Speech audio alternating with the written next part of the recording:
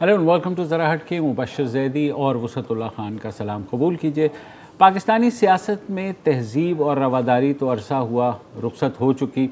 इल्ज़ाम तराशियाँ आपने देखा हर तरफ चलती रहती हैं, मगर कुछ ऐसे वाक़यात हो जाते हैं जिससे ये अंदाज़ा होता है कि हम अपनी मुखालफत में अंधी नफ़रतों में इस कदर बढ़ चुके हैं कि अब हम ज़रा भी एहसास नहीं करते कि सियासी मुखालिफ को जवाब दलील से देना है या इल्ज़ाम लगाना है या उसके ऊपर जो है हमने उसको फ़िज़िकली अटैक करना है। पिछले 10 दिन में 2 ऐसे वाक़यात हुए हैं। आज का जो ताज़ा तरीन वाक़या है वो वज़ीर आज़म के तर्जुमान शहबाज गिल साहब वो लाहौर हाई कोर्ट एक पेशी में आ रहे थे जब उनके ऊपर 2 मुस्लिम लीगी कारकुनान ने, एक ने स्याही फेंकी और एक खातून कारकुन ने उनको अंडे मारे।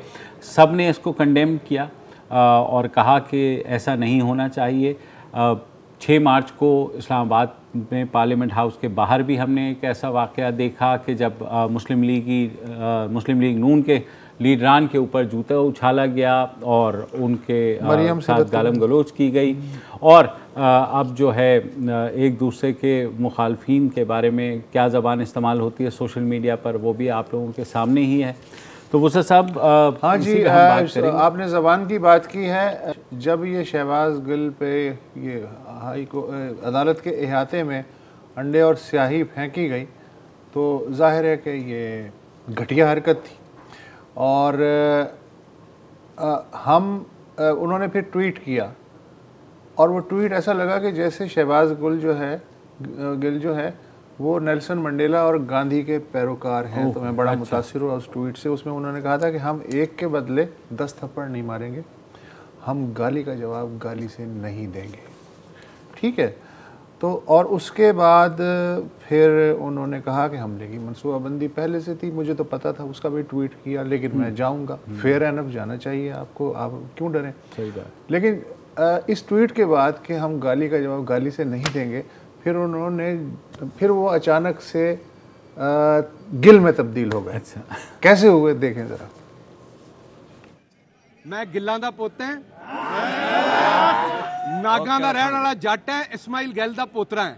मेरा 32,000 वोट अपना है, मेरे पिंडां दा, मेरे कुरमे दा, मेरे जट्टां दा, गिल्लां दा। इसलिए तुसी मेरे ते स्याही सुट्टो, तुसी अपने काले करतूतां दी कोई शै भी मेरे ते सुट्टो। जट दा पुत्त है, तुहाडी मंजी पीढ़ी उथों तक ठोकांगा कि तुहाडियां नस्लां याद रखो। और सफदर दी बुढ़ी मरियम नूं मेरा अज पैगाम है, ਉਹ ਜਿਹੜਾ ਯਤੀਮ 1500 ਰੁਪਏ ਮਹੀਨੇ ਤੇ ਰੱਖਿਆ ਹੋਇਆ ਹੈ, ਉਹਦੀ ਰਨ ਮਰੀਮ ਨੂੰ ਮੇਰਾ ਅੱਜ ਪੈਗਾਮ ਹੈ, ਅਗਲੀ ਵਾਰੀ ਇਹੋ ਜੀ ਥੱਕੀ ਹੋਈ ਹਰਕਤ ਕੀਤੀ ਤੇ ਮੈਂ ਉੱਥੇ ਤੁਹਾਡੇ ਘਰ ਦੇ ਸਾਹਮਣੇ ਆ ਕੇ ਪ੍ਰੈਸ ਕਾਨਫਰੰਸ ਕਰਾਂਗਾ ਔਰ ਤੁਹਾਡੇ ਘਰੋਂ ਹੀ ਪਾਣੀ ਭਰ ਕੇ ਆਪਣਾ ਮੂੰਹ ਧੋਵਾਂਗਾ ਜੇ ਤੁਸੀਂ ਆਈ ਸੁੱਟੋਗੇ। मैं इमरान खान का जानसार हूं। मैं पेशे के एतबार नाल एक प्रोफैसर है ते कौम के एतबार नाल गिल है। ना अपनी जगह तो 1 इंच पिछे होवांगा, बल्कि जो तुसी करोगे उहदे नाल मैं होर अगे आवांगा। बकरी इत्थे रख। हमारे साथ एक और जट मौजूद हैं, वड़ाइच जट, सोहेल वड़ाइच साहब। सोहेल वड़ाइच साहब क्या कहते हैं? मेरा ख्याल है कि सियासत में इस तरह की लैंग्वेज, इस तरह के रवैये, ये तशद्दुद को जन्म देते हैं। और हम पहले भी 77 में इस तरह के तशद्दुद आमेज़ वाक़यात देख चुके हैं। मियाँ नवाज़ शरीफ के आखिरी दौर में हम तशद्दुद के इस तरह के वाक़यात देख चुके हैं और इनका नतीजा सिवाय इसके कि नफ़रतें बढ़ती हैं, सियासी नफ़रतें बढ़ती हैं, मजहबी नफ़रतें बढ़ती हैं, बरादरी की नफ़रतें बढ़ती हैं। कोई जट हो या कोई कश्मीरी हो, अगर सिर्फ़ इस बुनियाद पर लड़ाई करनी है तो मेरा ख्याल है कि उसके लिए फिर आप सियासत वगैरह छोड़ें, कोई अपनी अलग से कोई फ़िल्म बनाएं या कोई बड़कों की एक दुकान बनाएं, वहाँ पर ये काम जाकर करें। सियासत तो एक संजीदा काम है, तहम्मुल का काम है, एक दूसरे को बर्दाश्त करने का काम है। ये तो इंतहाई गैर मुनासिब तरीका है जो आज हुआ है, या इससे पहले चंद दिन हम देखते आए हैं जिस तरह इस्लामाबाद हुआ है। दोनों फरीक मेरा ख्याल है रिस्ट्रेन का मुजाहरा करें। इन्हें अंदाज़ा नहीं है कि जब एक दफ़ा इस तरह की लहर शुरू हो जाए तो फिर उसको रोकना, क्राउड्स को, मॉब्स को, बड़ा मुश्किल हो जाता है। अच्छा सोहेल साहब, ऐसा लगता है कि जो लीडरान हैं सियासी जमातों के, वो तो इस चीज़ को एंजॉय करते हैं। आप देखेंगे कि कहीं से कोई कंडेमिनेशन नहीं आई, ना ही 6 मार्च को जो पार्लियामेंट हाउस के बाहर हुआ और उसके अलावा जो आज हुआ। तो इससे ज़ाहिर यही होता है कि जो लीडर्स हैं वो भी इस बात में इंटरेस्ट नहीं ले रहे कि किसी तरीके से कोई रवादारी या कोई थोड़ा बहुत सियासत में कुछ ऐसी चीज़ बच जाए। ज़ैदी साहब और खान साहब, बड़ी बदकिस्मती है कि बजाय इसके कि अहले सियासत और ये जो पार्टियों के लीडर हैं ये इन्हें रोकें, अपने वर्कर्स को कंडेम करें और उनको कहें कि भाई आप महज़ब रवैया अपनाएं। सिर्फ इन्हीं के साथ नहीं, जर्नलिस्टों की ट्रॉलिंग हो रही है, जर्नलिस्टों को गालियां निकाल रहे हैं, ये जो तशद्दुद के वाक़यात हैं ये बढ़ते जा रहे हैं और कोई लीडर कंडेम करने को तैयार नहीं है अपने वर्कर्स को। ये होस्टेज बने हुए हैं उनकी इंतहा पसंदी और नफ़रत के साथ। लेकिन मेरा ख़्याल है कि अल्टीमेटली जब सब शिकार होंगे, जब ये नफ़रत और बढ़ेगी तो ये सबको निगलेगी।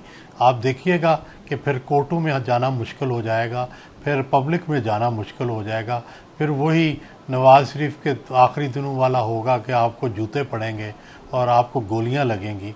तो ये क्या कोई मुनासिब रवैया है? क्या कोई इन्हें रोकने वाला नहीं है, समझाने वाला नहीं है? अच्छा सोहेल साहब, ये आपको लगता है कि ये कोई ग्लोबल फिनोमिनन है? हमने ट्रंप के अमेरिका में देखा, ये होते देखा कि इस कदर राइट विंग और लेफ़्ट विंग के दरमियान तनाव आ गया और किस तरह की हरकतें हुई।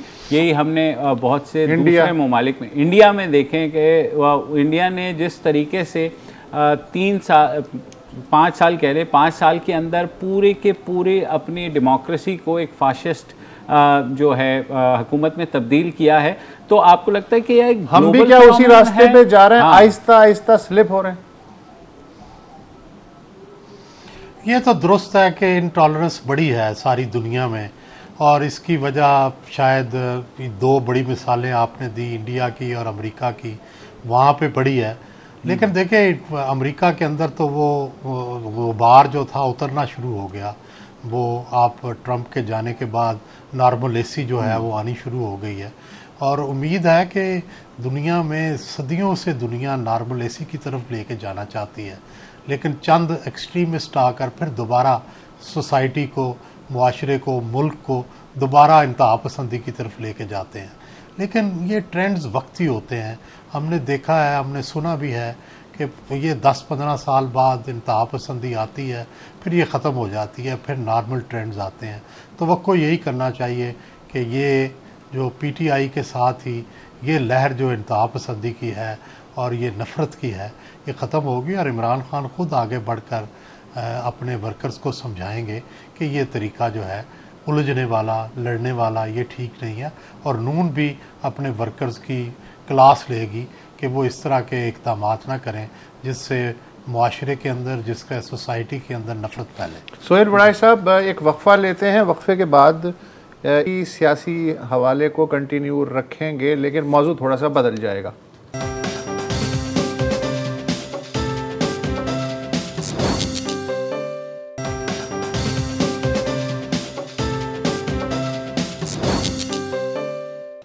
Welcome back. और आज शायद पाकिस्तान की तारीख में पहली बार हुआ है कि एक सिटिंग गवर्नमेंट ने अपने ही रियासती इदारे इलेक्शन कमीशन के ऊपर अदम एतमाद का इजहार कर दिया है और मुतालबा किया है साथ ही कि इलेक्शन कमीशन के तमाम मेंबरान बशमूल चेयरमैन जो हैं वो मुस्ताफ़ी हों। और उसकी वजह 3 नुमाया वज़ीर जो हैं इस हुकूमत के, फवाद चौधरी, शिबली फराज और शफ़क़त महमूद ने आज ये प्रेस कॉन्फ्रेंस की। वो क्या मुतालबा कर रहे हैं और क्यों कर रहे हैं, सुनिए। अगर सियासी जमातों का, सियासी लोगों का, बल्कि मुल्क का, मुल्क के अवाम का इलेक्शन कमीशन पे अगर एतमाद नहीं होगा, अगर इलेक्शन कमीशन के फ़ैसलों को देखा जाएगा एक ऐसी नज़र से कि जिससे लगे कि ये इलेक्शन कमीशन के फ़ैसले ठीक नहीं है, तो फिर उसका कोई चारा नहीं है सिवाय इसके कि इलेक्शन कमीशन जो है वो, ये जो मौजूदा इलेक्शन कमीशन है, ये अपने ज़िम्मेदारियों से दस्तबरदार हो और ये इस्तीफ़ा दे। वही एक तरीका है जिससे एक नया इलेक्शन कमीशन बने और एक ऐसा इलेक्शन कमीशन जिस पे एतमाद हो। नया इलेक्शन कमीशन कैसे बनेगा मुझे देखो, वो तो बनेगा या नहीं बनेगा। हाँ। मैं इस प्रेस कॉन्फ्रेंस, ये बहुत पॉजिटिव प्रेस कॉन्फ्रेंस, शफकत महमूद कह रहे हैं तमाम सियासी क़ुव्वतें, पूरी कौम, यानी आज की कॉन्फ्रेंस में ये पीडीएम की भी नुमाइंदगी कर रहे हैं, मुबशिर जैदी की भी नुमाइंदगी कर रहे हैं, मेरे जज्बात की भी नुमाइंदगी कर रहे हैं। एक तो ये है, ये बड़ी अच्छी बात है कि सबको साथ लेके चल रहे हैं, भले इलेक्शन कमीशन की बरतरफी का मुतालबा क्यों ना हो। दूसरे, उर्दू का एक मुहावरा आपने सुना होगा कि जब कुम्हार पे बस न चले तो गधे के कान में ढोल दो। ठीक है, अब कहने वाले ये कहते हैं कि डस्का में जिस तरह डसा गया और अब दोबारा वहाँ होने वाले हैं इलेक्शन, फॉरेन फंडिंग केस जो है वो लटक रहा है, उसकी एक अजियत है। सुप्रीम कोर्ट में जो एक रिक्वेस्ट लेके गए थे कि जी बैलेट ओपन होना चाहिए खुफिया की बजाय, वो उन्होंने कहा कि जी ये तो ईसीबी जाने और आप जाने। और फिर इस्लामाबाद में जो यूसुफ रज़ा गिलानी का अपसेट हुआ, उसके बाद इलेक्शन कमीशन ऑफ पाकिस्तान के कान मरोड़ना तो बनता है। अच्छा, ये जो ओपनिंग बैट्समैन थे इस मैच में, वो खुद प्राइम मिनिस्टर हैं। उन्होंने पहले जो छक्का लगाया वो ये था कि इलेक्शन कमीशन ने जमहूरियत को नुकसान पहुंचाया है अपने रवैये से। उसके बाद वन डाउन सेकंड और फिर थर्ड में जो आए बैट्समैन, उन्होंने कहा जी जब इलेक्शन कमीशन ने रिएक्शन दिया तो अफसोस का इजहार किया कि किस तरह का बयान है, तो उन्होंने कहा जी आपको अफसोस होने की बजाय शर्म आनी चाहिए, शर्मिंदा होना चाहिए। क्या शानदार यानी गुफ्तगू हो रही है एक आईनी इदारे के बारे में। लेकिन आज अच्छा ये हुआ कि शफकत महमूद साहब से किसी ने पूछा जी कि फिर आप क्या करेंगे। बिल्कुल, तो उन्होंने कहा ये हमारा सियासी मुतालबा है और मुतालबा तो हम कर सकते हैं, हम कोई रेफरेंस वगैरह दायर नहीं करना चाह रहे। सोहेल वड़ाई साहब ये रेफरेंस तो दायर करना चाह रहे हैं और ये सियासी मुतालबा है, लेकिन इस तरह के जो मुतालबे हैं और वो भी सिटिंग गवर्नमेंट की तरफ से एक आईनी इदारे के बारे में, इसका लॉन्ग रन तो नुकसान होता है कि मतलब मेरे जहन में भी होता है कि अगर इलेक्शन कमीशन को या किसी भी इस तरह के इदारे को हुकूमत या वज़ीर आज़म गाली दे सकता है तो मैं भी दे सकता हूँ, उसमें क्या मसला है। देखिए वसतुल्लाह खान साहब, ये एक सीधी सीधी सियासी धमकी है और इसका मतलब सवाए इसके कुछ नहीं है कि दबाव में लाया जाए इलेक्शन कमीशन को, और डस्का और जो फॉरेन फंडिंग और जो भी मामलात हैं उनके बारे में जो बज़ाहिर इंडिपेंडेंट फैसले आ रहे हैं उनके बाद एक रद्द अमल दिया जाए। अगर फ़र्ज़ करें इन्हें वाकई कोई जेन्युइन प्रॉब्लम हो या इनके पास कोई जेन्युइन उसका प्रूफ हो कि उनके साथ ज़्यादती हुई है, तो ज़ाहिर है फिर वो सिर्फ सियासी मुतालबा ना करते, कोई उनको हटाने के लिए कोई रेफरेंस बनाते, कोई उनके बारे में कोई कैंपेन चलाते, उनके बारे में कोई जद्दोजहद करते। ऐसा कुछ नहीं है, ये सिर्फ सियासी दबाव के लिए है। बल्कि मुझे किसी दोस्त ने बताया कि कल राजा सिकंदर सुल्तान साहब जो चीफ इलेक्शन कमिश्नर हैं, उनकी बेटी की शादी थी और वहाँ पे सारे पीटीआई वाले मौजूद थे और किसी जमात के बंदे नज़र नहीं आए। तो सोशल तल्लुकात भी इनके ठीक हैं और जो है इनके मामलात भी ठीक हैं। ये सिर्फ एक सियासी धमकी है जिसका मकसद चीफ इलेक्शन कमिश्नर को ये बताना है कि हम आपसे नाराज़ हैं, आप हमारी मर्ज़ी के मुताबिक चलें। लेकिन सोहेल वड़ाई साहब, धमकी तो ज़ाहिर है सभी को पता है कि सियासी है, करना कराना तो कुछ नहीं है, मगर जो कॉमन मैन है उसको भी फिर शय मिलती है कि अच्छा यार अगर ये कर सकते हैं तो हम भी गाली दे सकते हैं, हम भी कुछ कर सकते हैं। तो जो इज्जत और तौकीर होनी चाहिए कि मसलन अदलिया को गाली पड़ेगी या पार्लियामेंट को गाली पड़ेगी या इलेक्शन कमीशन जैसे इदारों को गाली पड़ेगी, तो जो रियासत तो नाम ही इज्जत तौकीर और दबदबे का है, वो ख़त्म तो रियासत का कोई वजूद ख़तरे में पड़ जाता है। तो लॉन्ग रन में ये लोग नहीं सोचते कि सियासी स्टंट सही, लेकिन इसका नुकसान बड़ा है दूरस। एग्रीड, बिल्कुल। देखें, एक तरफ तो पीटीआई का ये मौक़िफ़ है कि जनाब जो फ़ौज के ख़िलाफ़ बात करे, जो अदारों के ख़िलाफ़ बात करे, वो गद्दार है और सरेआम उनको गद्दार कह रहे हैं, जुलूस निकाल रहे हैं। और दूसरी तरफ उसी तरह के एक आइनी अदारे के ख़िलाफ़ ये स्टैंस ले रहे हैं। तो मेरा ख़्याल है बहुत कॉन्ट्रडिक्शन है, बहुत तज़ाद है इनकी बातों में। लेकिन बात वही है कि हमारे यहाँ आम बात है कि बस चूँकि सियासी मुतालबा है, यानी इसका मतलब है हम बहुत सीरियस नहीं हैं, सिर्फ हम सियासी बात कर रहे हैं, हम सिर्फ मुतालबे की हद तक कर रहे हैं। तो ये अपनी मतलब जो कॉन्स्टिट्यूंसी है, यानी जो पीटीआई के वर्कर्स, उनको दिखाने के लिए है। मतलब मुझे अचंबा ये हुआ कि शफकत महमूद साहब जो कि बहुत ज़्यादा एक मंझे हुए सियासतदान हैं, आपने भी देखा है, वो समझा सकते थे बिल्कुल, तो वो अगर आकर के इस तरह की प्रेस कॉन्फ्रेंस करें तो जाहिर है शौक तो लगता है कि ये क्या हो रहा है। सियासी तौर पर आपको पता है एक दूसरे को देख के रंग पकड़ते हैं। शफकत महमूद साहब भी जब सब वसीरों के साथ होते हैं तो फिर वो भी पीटीआई के जियाले बन जाते हैं।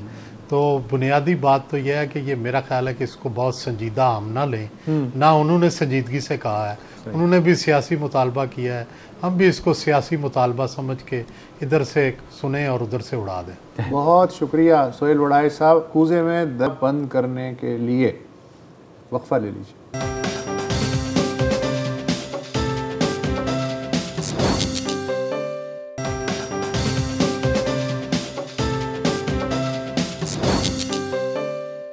Welcome back. और कल जो है पेशावर के थाना गरबी के हवालात में एक 14 साला बच्चे ने ख़ुदकुशी कर ली मुबैना तौर पर।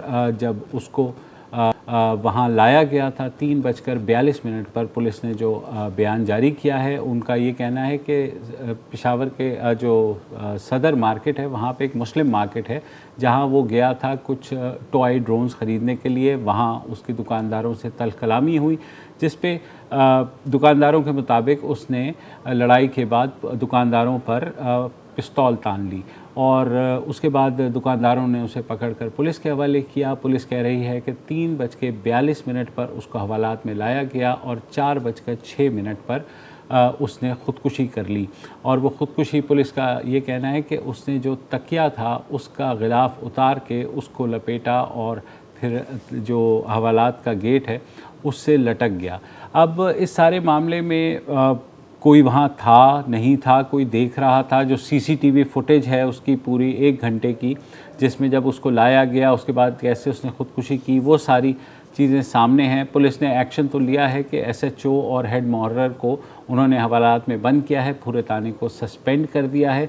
मगर इतने अचंभे की बात है कि एक बच्चा जो कि 14 साल का 7वीं जमात का तालिब इल्म, उसे आप पकड़ के लाए, उससे साहब एक हवालात में रखा और उसके बाद कोई वहाँ उसे देखने वाला नहीं था, जबकि सीसीटीवी बन रही थी। अच्छा, मिस्टीरियस है पूरा मामला इस लिहाज से कि बाप जो ख़याल मोहम्मद लड़के का शाहजेब का बाप, उसका ये कहना है कि 2 बजे शाहजेब अपनी तस्वीर बनवाने के लिए बाज़ार गया, इसलिए कि उसे स्कूल में ज़रूरत थी। 3 बजे पुलिस ने उसे कॉल किया कि उसका बेटा जो है उसने झगड़ा किया है, तो हम उसे लॉकअप में हमने बंद कर दिया है। तो ख़याल मोहम्मद के बकौल वो आधे घंटे में थाने पहुंच गया। 3 घंटे तक पुलिस ने बेटे के बारे में ख़याल मोहम्मद को कुछ नहीं बताया, ये बाप का कहना है। फिर पुलिस ने कहा कि तुम्हारे बेटे ने छत से लटक के ख़ुदकुशी कर ली, ठीक है। और उसकी वो चूँकि लॉकअप में आप 2019 में 4 पुलिस कस्टडी में लोग मारे गए थे, तो उसके बाद खैबर पख्तूनख्वा हुकूमत ने लॉकअप में सीसीटीवी लगवा दिया था। और 2 जो सिस्टम है सेहत का और पुलिस का, इस पे वो फ़ख्र भी लेते, क्रेडिट भी लेते हैं कि उन्होंने खासी रिफॉर्म की हैं। अच्छा, मान लिया सीसीटीवी के अगर फुटेज पे जाएं कि उस बच्चे ने ख़ुदकुशी कर ली, ठीक है। अब मसला ये है कि ये सारा कुछ बकौल पुलिस के आधे घंटे से भी कम वक्त में हो गया। उसको लॉकअप में डाला गया। छत से लटकाने के लिए कोई स्टूल या कुर्सी वुर्सी चाहिए नहीं, वो उसने मतलब हवालात के गेट से ऊपर। अच्छा, गेट से ऊपर जाके ज़रा देखें ना, पॉसिबिलिटी देखें। इसके लिए सुपरमैन होना ज़रूरी है कम से कम, कि वो चढ़ के बंदर की तरह जो है गेट से ऊपर गया। छत ऊंची होगी, 8 फुट की तो होगी ना। वहाँ उसने क्या किया होगा, कैसे फेंका होगा। अच्छा, फिर लटकने के लिए आपको कोई स्टूल या कोई कुर्सी तो चाहिए ना, जिसकी वजह से आप रस्सा गले में डाल सकें। वो भी वहाँ कुछ नज़र नहीं आ रहा। तो गालिबन वो स्टूल भी साथ लेके गया होगा, रस्सी तो उसने आपने बताया कि कैसे बना ली।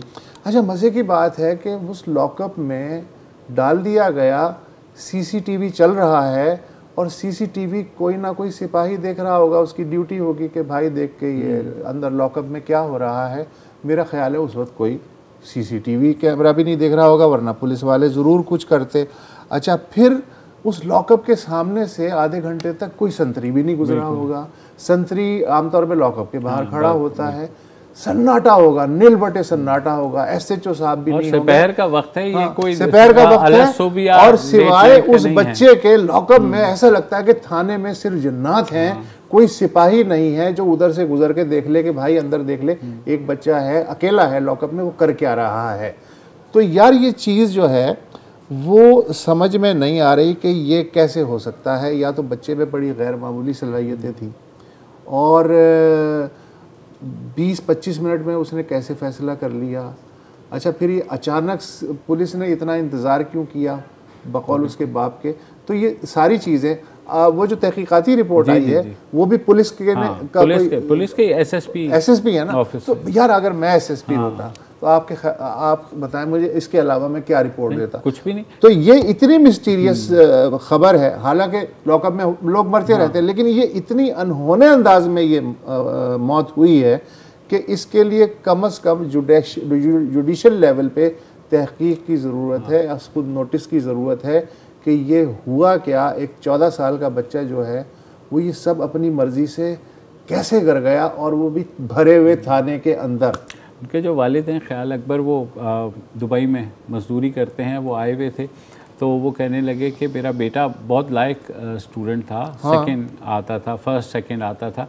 तो उन्होंने भी इस ताज्जुब का इजहार किया है कि ये हुआ क्या है, और जिस तरह से फिर उनको थाने में रोका गया। अब मैं हैरान सिर्फ ये हूँ कि CCTV फुटेज सिर्फ थाने में नहीं देखी जाती, ये जो है कनेक्टेड होता है पुलिस कंट्रोल रूम के साथ भी, जहाँ पे कम से कम ये फुटेज देखी जा रही होती है। इसका मतलब है कि ना कंट्रोल रूम से किसी ने देखी, ना थाने के अंदर से किसी ने देखी।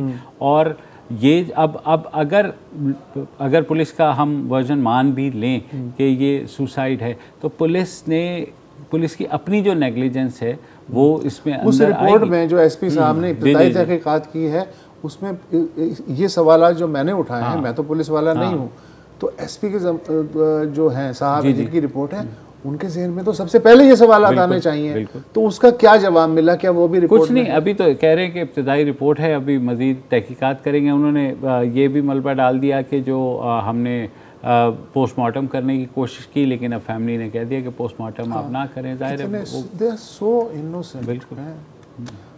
मुझे तो पुलिस पे तरस आ रहा है उस बच्चे की वजह। वक्फा ले लें।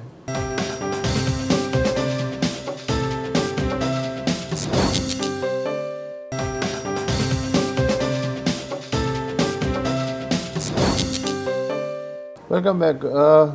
कमसिन बच्चों पे या नाबालिग बच्चियों पे जिनसी तशद्दुद और उनको फिर कत्ल या रेप उसके को रोकने के लिए रियासत ने एक अच्छा काम ये किया कि चाइल्ड प्रोटेक्शन कोर्ट्स बनाई थी कुछ अरसे पहले। तो पहली बार ऐसा हुआ है कि पेशावर की जो चाइल्ड प्रोटेक्शन कोर्ट है उसने एक 8 साला बच्ची जिस पे मार्च 2019 में जिनसी तशद्दुद हुआ था, एक मस्जिद के पेश इमाम है कारी सईद, वो उसमें मुलव्विस थे। तो चाइल्ड प्रोटेक्शन कोर्ट ने उन्हें सज़ाए मौत सुनाई है। 3 लाख रुपए के जो सेविंग सर्टिफिकेट्स हैं वो बच्ची के नाम किए जाएं ताकि उस पे जो जहनी उसको अजियत है उसका अल्लाह तो खैर क्या होगा बहरहाल, और 1 लाख रुपए जुर्माने की सज़ा है। इसमें वालिदैन का भी रवैया काबिल तारीफ़ है कि वालिद ने ख़ुद बच्ची के साथ जाके FIR कटवाई और बच्ची ने कोर्ट में बयान दिया। ये कारी सईद हैं, इन्होंने बीच में उसको मुकदमे को मोड़ने के लिए ये मौक़िफ़ इख्तियार किया कि मैंने तो ऐसा कुछ नहीं किया, ये दरअसल अहमदी कम्युनिटी है, उसने मुझे फंसवाने की कोशिश की है, लेकिन उसका कोई वो सबूत नहीं पेश कर सके और बच्ची ने जो है वो कटहरे में बाकायदा शनाख्त किया, बयान दिया। तो ये एक चाइल्ड प्रोटेक्शन कोर्ट का पहला फ़ैसला है। अच्छा, अब इसमें एक तो मैंने कहा कि वालिदैन का किरदार कि उन्होंने छुपाया नहीं और उन्होंने बोल्डली इस सिचुएशन को फेस किया और मुलजिम को कैफर किरदार तक पहुंचाया। अब इसमें मैं दो बातें आपसे समझना चाहता हूं कि सजाए मौत हो गई उसे, ठीक है। अच्छा, लाख रुपए जिसको सजाए मौत हो गई है वो लाख रुपया जुर्माना क्यों देगा और 3 लाख रुपए के सर्टिफिकेट क्यों खरीदेगा? ये साथ में ये जो तुफैली सजाएं ये क्यों दी जाती है? ये इसलिए दी गई हैं कि कम से कम एक नज़ीर तो बने, और जैसे आपने कहा पहला फैसला है तो जुर्माना तो हमेशा दिया जाता है और यही होता है। सजाए मौत जिसे हो गई, हाँ तो मुझे तो हो गई ना, तो जाहिर है, तो अब मैं जुर्माना क्यों दूंगा? बिल्कुल वो लेकिन ये कि ये तो अभी बिल्कुल चाइल्ड कोर्ट लेवल पे हुई ना, अभी तो वो हाई कोर्ट में चैलेंज करेगा और लंबा चलेगा। अभी जुर्माने ऐसे सूरत हाल में नॉर्मली नहीं पे किए जाते, मगर अदालत ने कम से कम एक अच्छी नज़ीर तो कम से कम कायम करने की कोशिश की है कि जिस बच्चे के साथ ये जिनसी तशद्दुद हुआ है उसके लिए अगर 3 लाख रुपए के इस तरह के बॉन्ड्स और प्लस जो है 1 लाख रुपए और डेथ सेंटेंस तो डेथ सेंटेंस मेरे ख्याल में ये एक बहुत अच्छी नज़ीर इसलिए बनेगा कि पता लगेगा। पहले हमारे यहाँ जिनसी तशद्दुद के बारे में नॉर्मली 7 साल की सज़ा होती थी और ये कहा जाता था कि बच्ची का अमूमन आपने देखा कि तस्फिया भी हो जाता था बहुत से केसेस के ऊपर। और इसके साथ साथ अभी भी चीज़ें ज़ाहिर है ये पहला फ़ैसला आया तो अब नज़ीर बनेगी, मगर मसला तो अपनी जगह मौजूद है। आज कराची प्रेस क्लब में जो है एक फैमिली ने प्रेस कॉन्फ्रेंस की, जो उनकी 8 साल बच्ची है आसमा, वो उसको अगवा करके यहाँ लेकर के आया गया है और वो नहीं मिल रही। इस्लामाबाद से आए हैं वो, और उनके साथ रोशनी वाले भी थे, उनके साथ ज़ैनब जो बच्ची जिसकी डेथ हुई उसके वालिद साहब ने भी आकर के अपील की कि ज़ैनब अलर्ट बिल के ऊपर जो है अमल दरामद कराया जाए, क्योंकि ज़ैनब अलर्ट बिल पार्लियामेंट ने पास हर केस तो सॉल्व नहीं हो सकता, लेकिन ये अब नज़र आना चाहिए और किसी हद तक नज़र आना भी शुरू हो गया है कि रियासत की सतह पे थोड़ा सा एक्टिव रोल बिल्कुल निस्बतन प्ले किया जा रहा है रियासती इदारों की जानिब से। अच्छा, खैबर पख्तूनख्वा का जो चाइल्ड प्रोटेक्शन एक्ट है, आई एम श्योर कि बाकी जो चाइल्ड प्रोटेक्शन एक्ट हैं बाकी सूबों के, उनमें भी शायद ये शिक हो कि जो मुतासिरा बच्चा या बच्ची है उसकी शनाख्त, नाम, पता किसी सूरत में रिवील नहीं किया जा सकता, शाया नहीं किया जा सकता। वही बहुत ये है, तमाम जगह यही हुआ है। और मेरे ख्याल में पैमरा ने भी हिदायत जारी की थी कि जो विक्टिम्स हैं, जो सर्वाइवर्स हैं, क्योंकि जब खुदा ना करे अगर किसी को मार दिया जाता है तो ज़ाहिर FIR कटती है, वो तो फिर बात की दूसरी बात है, लेकिन कम से कम विक्टिम्स के लिए बहुत सख्त, और काफ़ी हद तक मीडिया ने इसको जो है फॉलो भी किया है कि नाम नहीं लेते बच्ची का या विक्टिम का नाम नहीं लेते, एक्यूज़र का नाम लेते हैं, या जो पुलिस की FIR दर्ज होती है उसमें भी नाम नहीं लेते वो। तो एक अच्छी नज़ीर है, मगर इन इश्यूज़ पे ज़ाहिर है बात करने के लिए अभी तक मेरा नहीं ख्याल कि इम्प्लीमेंटेशन लेवल के ऊपर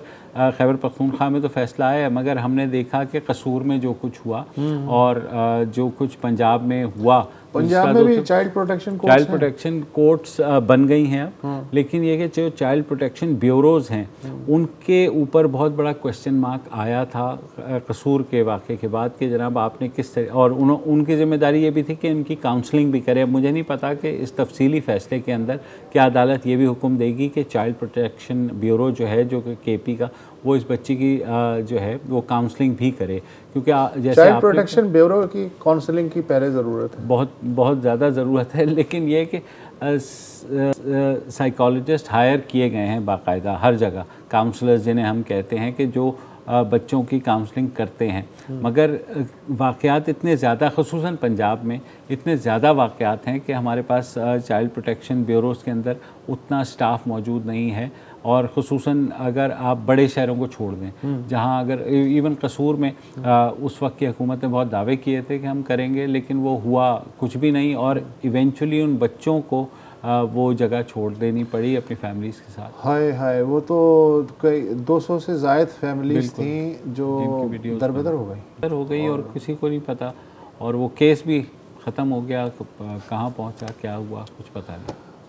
बहुत कोशिश करते हैं कि किसी अच्छी ख़बर पे इख्तिताम किया जाए, लेकिन वो एक है ना शेर के, सभी हैं मुंतज़िर अच्छी खबर के मगर अच्छी खबर कोई नहीं है, कम से कम आज की हद तक। कल का देखते हैं कि कल का दिन क्या लाता है। फ़िलहाल हमें इजाज़त दीजिए, खुदा हाफिज़।